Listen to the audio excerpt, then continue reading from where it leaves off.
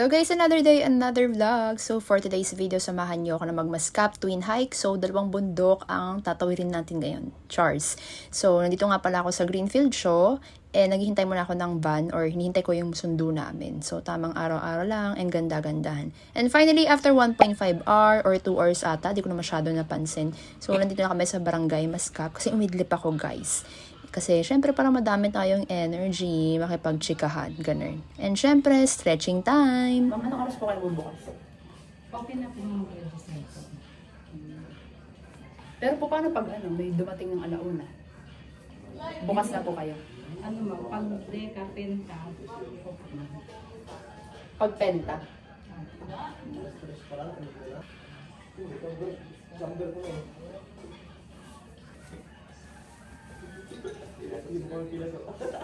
Actually guys, eme ko lang talaga na stretching yun kasi tinatamad talaga ako mag-stretching.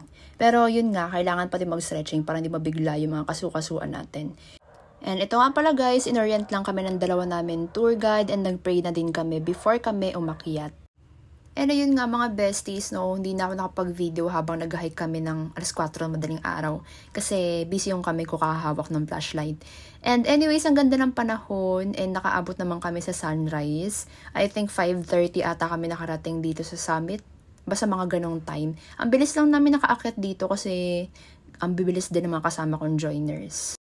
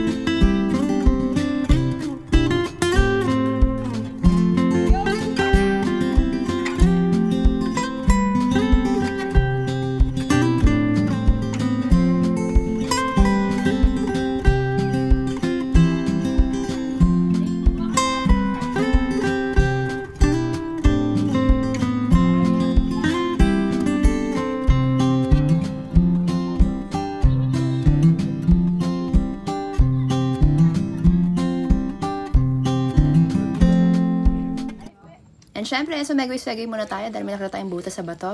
Chars. So after namin sa Mount Espadang Bato, kumain muna kami ng lunch namin doon. And then, tamang lakad na papunta naman sa Mount Sipit Ulang. So ayan, by the way, yung nasa likod ko nga pala is yung core namin. Kung sino ka dyan, di ko nakita dahil yung back camera yung gamit ko. So di ko alam kung anong ginagawa niya sa likod. Later ko na nakita nung chinek ko yung video. Sige, push mo yan. And tamang lakad lang. And yun nga din pala guys, no, medyo malapit-lapit lang naman yung Sipit Ulang dito. Medyo pataas lang yung mga tatapakan mo and medyo malalaki yung bato. Pero kayang-kaya guys kahit walang hiking experience. And sila nga pala yung mga kasama kong joiners. Isang tropahan sila or isang grupo lang din naman sila. Magkakilala and magkakatrabaho lang din and magkakaibigan.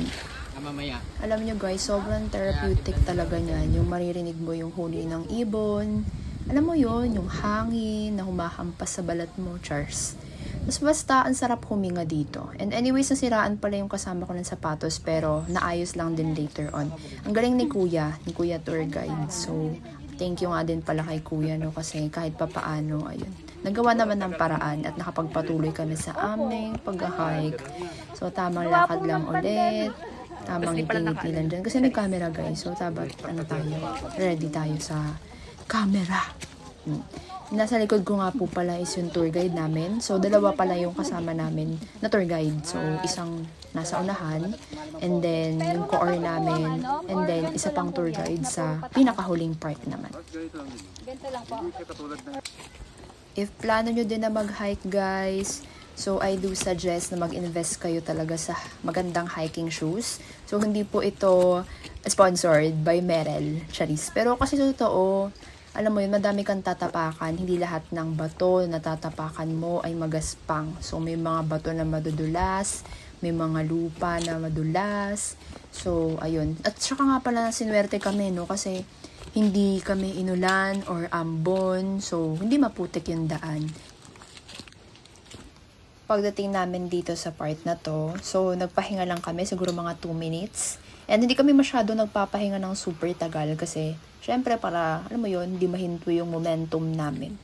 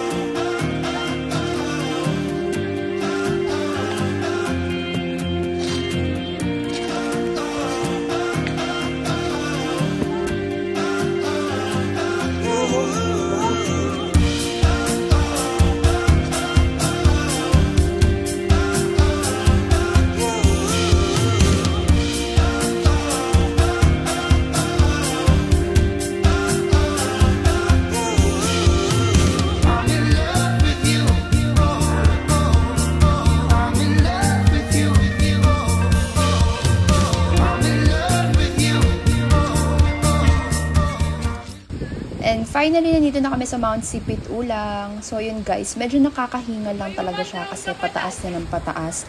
Pero syempre, normal lang namang hingalin guys dahil tao lang tayo. So, tamang video-video lang and pahangin sa taas. Sobrang lakas ng hangin. So, hanggang dito na lang guys. Bye! And see you on my next vlog!